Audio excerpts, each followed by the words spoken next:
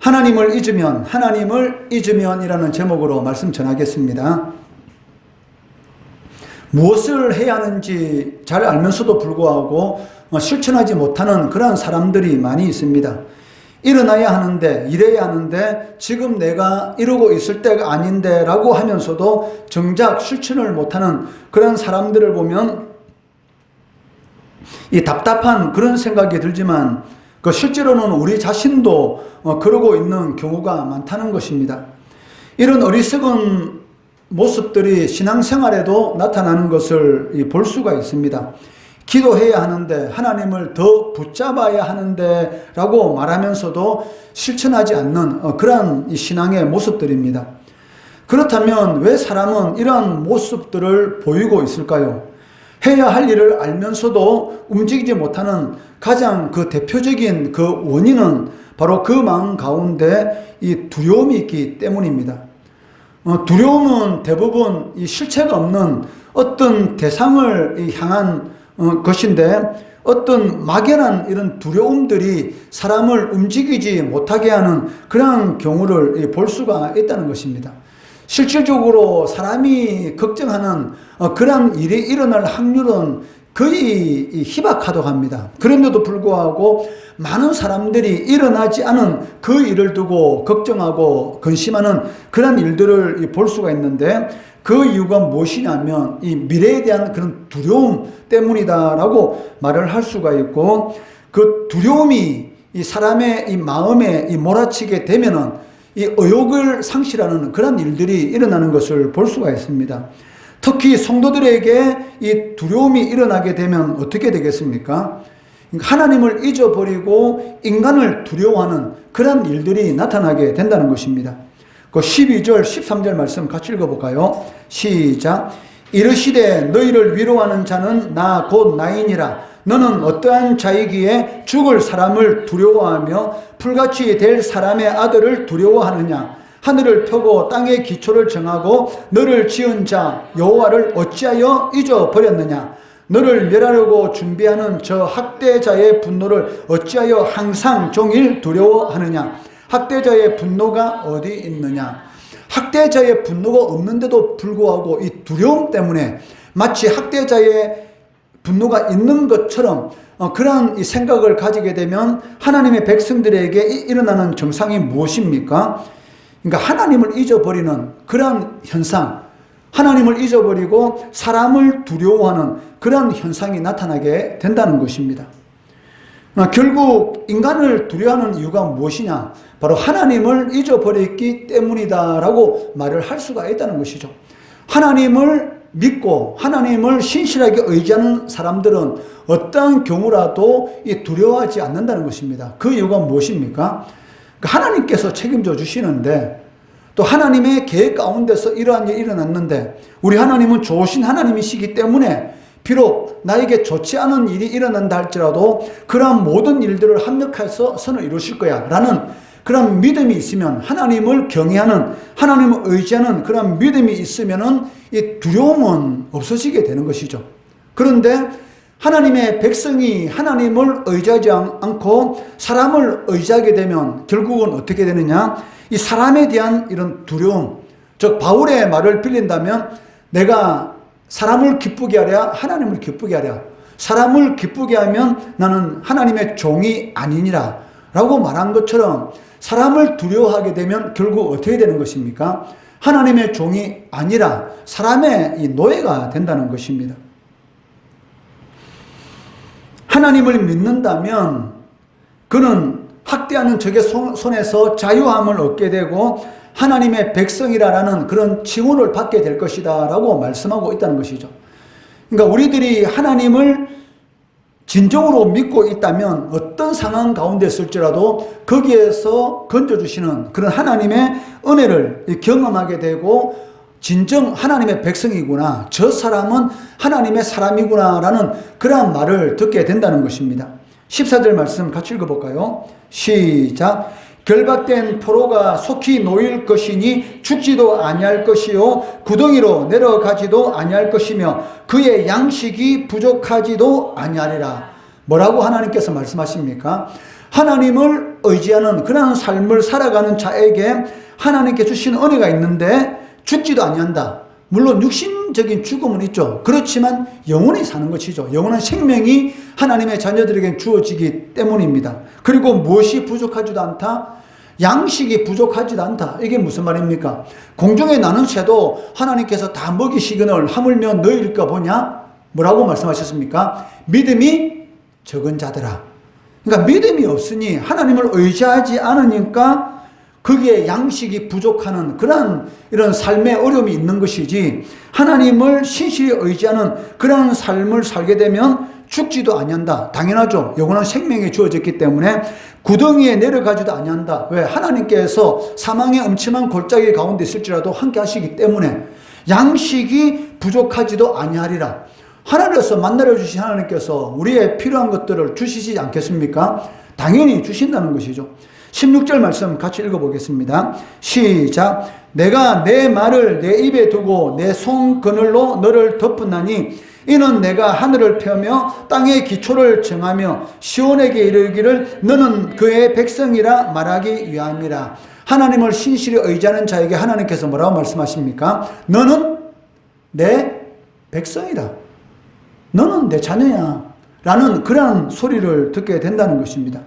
하나님은 이 모든 말씀, 하나님을 신실하게 의지하는 자, 하나님을 잊지 않고 하나님을 기억하고 하나님을 경외하는 자들에게 부족하지 않는 영원한 생명을 누릴 수 있는 그런 은혜를 주실 뿐만이 아니고 너는 내 백성이야. 어떤 상황 가운데 있을지라도 너는 내 것이야. 라는 그러한 말씀을 주시는데, 그러한 말씀, 내가 책임져 준다라는 그러한 말씀을 서명하시듯이 하나님께서 약속하는 것을 볼 수가 있습니다. 15절 말씀 같이 읽어볼까요? 시작. 나는 내 하나님 여호와라. 바다를 휘저어서 그 물결을 뒤흔들게 하는 자이니 그의 이름은 만군의 여호와니라. 나는 누구다? 내 하나님 여호와라. 내가 바로 너의 하나님이야. 내가 너를 책임져 주지. 걱정하지 마. 이렇게 하나님께서 말씀하신다는 것입니다. 누구에게? 사람을 두려워하는 것이 아니라 하나님을 경외하는 그러한 자들에게 이런 은혜를 베풀어 주신다라고 말씀하고 있습니다.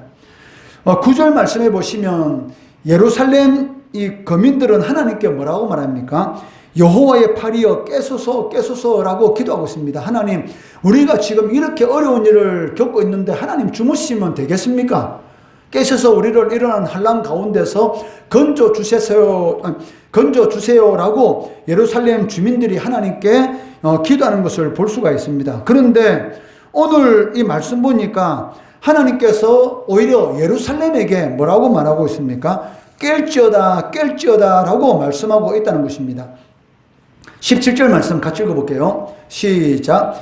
여호와의 손에서 그의 분노의 잔을 마신 예루살렘이여 깰지어다 깰지어다 일어설지어다. 내가 이미 비틀거림치게 하는 큰 잔을 마셔 다 비웠도다. 예루살렘이 이 바벨론에 의해서 이 멸망하고, 그리고 바벨론, 이 예루살렘 이스라엘 백성들이 바벨론 포로로 잡혀가는 그 이유가 무엇입니까? 바로 비틀거림치게 하는 그런 큰 잔을 비울 정도로 이 악에 취한 그런 상황이었기 때문에 결국은 하나님께서 이 바벨론이라는 이 도구를 사용하셔서 이스라엘 백성들을 풀무불 가운데로 이런 불순물이 없는 그러한 이런 정금으로 이스라엘 백성들을 연단시키기 위해서 이 바벨론 이 포로로 하나님께서 이렇게 보내는 것을 볼 수가 있다는 것이죠.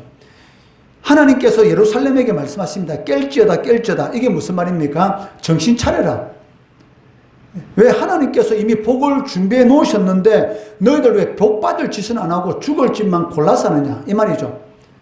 그러니까 부모들이 자식에게 말이지 않습니까? 왜 잘 될 길을 놔두놓고 꼭 망할 길만 쫓아가냐, 이거 똑같은 것이죠. 그러니까 하나님께서 이스라엘 백성들의 깰지어다 깰지어다 정신 차리라 정신 차리라. 왜 악에 취해서 그렇게 비틀거리는 그런 삶을 살아가고 있느냐. 이로 인해서 이제는 이스라엘 백성들은 어떻게 됩니까? 마치 아들을 잃은 가부가 아들까지 잃었어요. 그러면 어떻게 되겠습니까?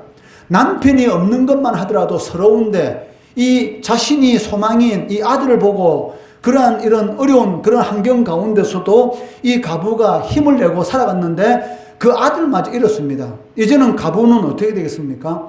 스스로 일어설 힘도 없고 그리고 위로할 사람도 없다는 것입니다.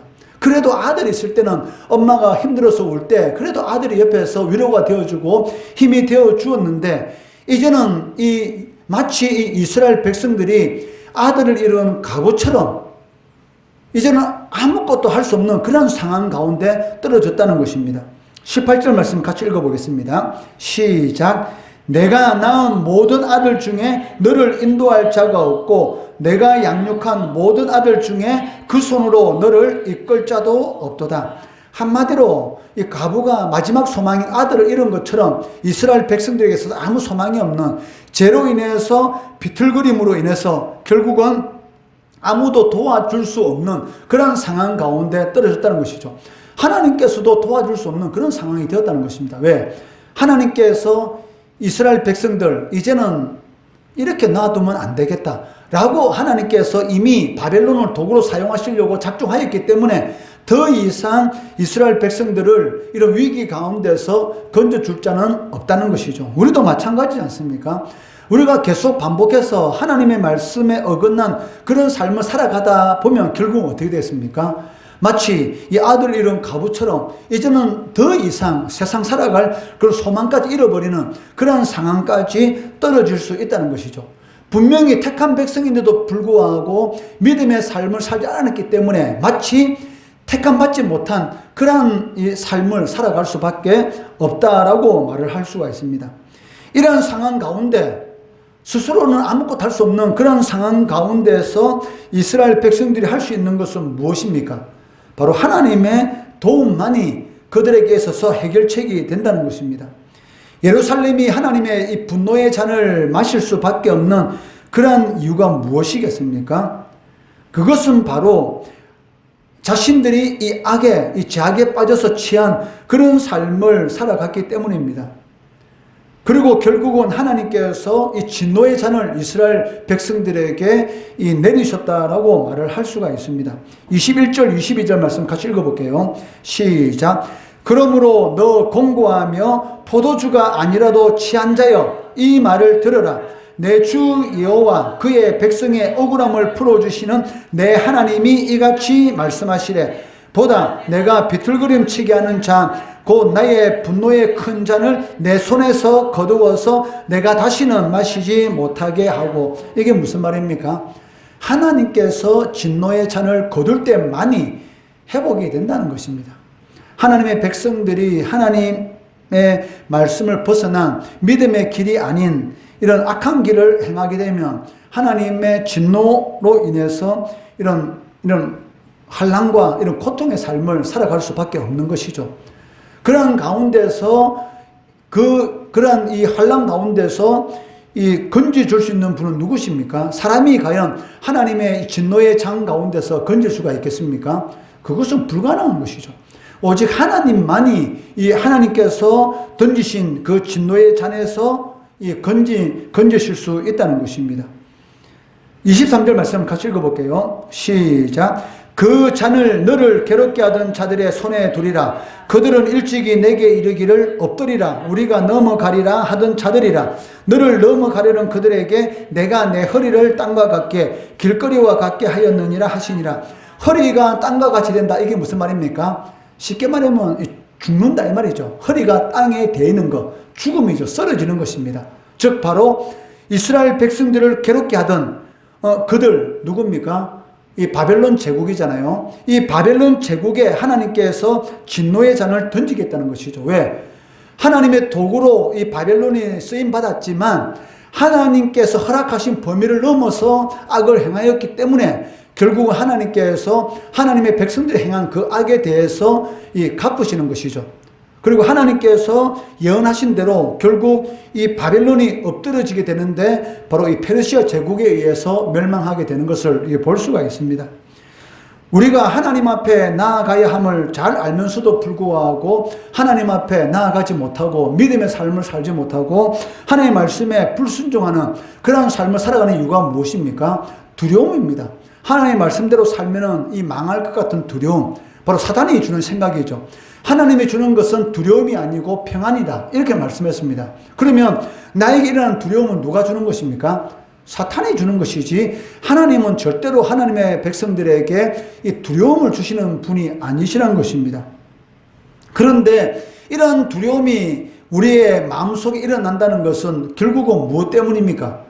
죄 때문이죠. 왜? 사단은 이 죄를 이 통로로 해서 우리의 마음 가운데 이 두려움을 심어주기 때문입니다. 하나님의 은혜에는 바로 이 두려움, 이 죄의 문제를 해결할 수 있는 그러한 방법이 없습니다. 그렇기 때문에 우리가 하나님 앞에 우리 죄를 고백하는 것이고 하나님이 진도를 거두시고 우리를 일으켜 주시기를 항상 기도해야 되는 것이죠. 내가 죄를 지으면서도 불구하고 죄인지 모를 때가 너무나 많습니다. 그런데 그것을 알 수 있을 때가 언제입니까? 기도할 때. 하나님 앞에 기도하면 내가 이런 부분이 하나님 앞에 부족했구나라는 것을 깨닫게 되고 그리고 그 부분을 붙들고 하나님 앞에 회개하고 하나님 이 부분이 해결될 수 있도록 제가 잘못했습니다. 이 부분에서 돌이킬 수 있도록 은혜 베풀어 주세요. 라고 기도하면 하나님께서는 반드시 은혜를 베풀어 주신다는 것입니다. 혹시 영적인 이 무기력에 빠져 있다면 마치 하나님이 없는 것 같은 그런 생각이 들기 시작하고 하나님의 말씀대로 살아가는 것보다는 세상적인 방식으로 살아가려고 하는 그러한 생각이 든다면 바로 하나님 앞에 무릎 꿇어야 됩니다. 그리고 하나님의 도움을 구해야 하는 것이죠. 왜? 하나님의 도움이 없이는 우리가 사탄과 영적 전쟁에서 승리할 수 있는 그러한 이 길이 없기 때문입니다. 그렇기 때문에 우리 마음속에 있는 이런 막연한 두려움 그리고 회개하지 못한 그런 죄악이 있다면 어떻게 되겠습니까? 하나님 앞에 모두 내어놓아야 합니다. 그러면 하나님께서는 우리들에게 주시는 은혜가 있죠. 그게 무엇입니까?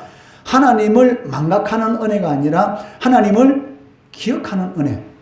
우리가 하나님을 기억하면 하나님께서 얼마나 행복하고 기쁘겠습니까?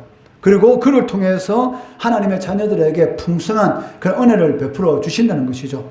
이스라엘 백성들이 이사야 선지자의 말을 듣고 깨어났다면 비틀거리는 이 악의 술잔에 취하는 것이 아니라 이사야 선지자의 말대로 예루살렘이여 깰지어다 깰지어다 예루살렘이여 정신 차리라 정신 차리라 라고 말할 때에 그때 정신 차렸다면 이스라엘 백성들이 바벨론에 의해서 이 멸망당하는 그런 일은 일어나지 않았을 것입니다. 우리 삶도 마찬가지입니다. 하나님께서 시시로 우리한테 정신 차려라, 깨어라 이렇게 말씀하십니다. 그때 정신 차리시고 그를 통해서 하나님을 기억하는, 잊어버리는 것이 아니라 기억하는 은혜를 체험하시는 성도 되시기를 주의 이름으로 축원합니다.